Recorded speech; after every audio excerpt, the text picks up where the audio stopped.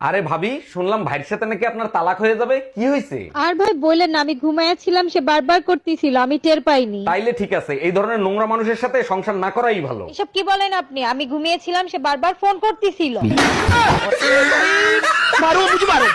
অরুণ ভাই, শুনলাম আপনি নাকি গ্যারান্টি দিয়ে কম্বল বিক্রি করেন। জি ভাবি, ঠিকই শুনছেন, আমি 100% গ্যারান্টি দিয়ে কম্বল বিক্রি করি। যে শীত পড়ছে তাতে কি আপনার কম্বলে শরীর গরম হবে? 100% হবে। যদি কম্বল গরম না হয় আমি নিজে গিয়ে আপনার কম্বল গরম করে দিয়ে আসবো। 10 বছর গবেষণা করে জানতে পারলাম 2 প্রকার পুরুষ মেয়েদের কখনো বুঝতেই পারে নাই। 1 বিবাহিত পুরুষ, 2 অবিবাহিত পুরুষ। আর যে বুঝতে পারছে সে দরবেশ হয়ে মাজারে মাজারে ঘুরে বেড়াচ্ছে। তোর মনটায় চাইতেছে তোরে কতক্ষণ কেনই তোর গবেষণা বাইরে দিবি।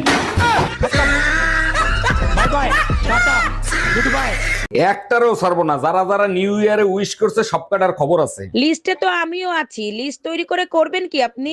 বছরের শুরুতেই জানতে পারি ফেল হয়ে গেছে। অরুণ ভাই, একদম মন খারাপ করবেন না। ইংলিশ একটা প্রবাদ আছে, failure is the biggest success. আমার কিডনি ফেল হয়ে গেছে।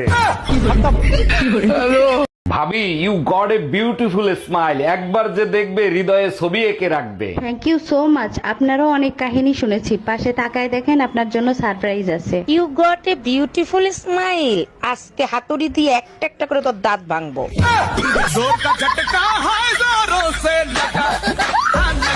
এই 20,000 টাকা দাও, পার্লারে যাব। বুঝি না, অযথা কেন পার্লারে টাকা দাও? তুমি তো দেখতে এমনিই সুন্দর। বলো কি, তাই নাকি? তাহলে কি পার্লারে যাওয়া বন্ধ করে দিব? অবশ্যই বন্ধ করে দেবো। আজ পর্যন্ত শুনছো কয়লা ধুলে ময়লা যায়? কি বললা? আমি কয়লা?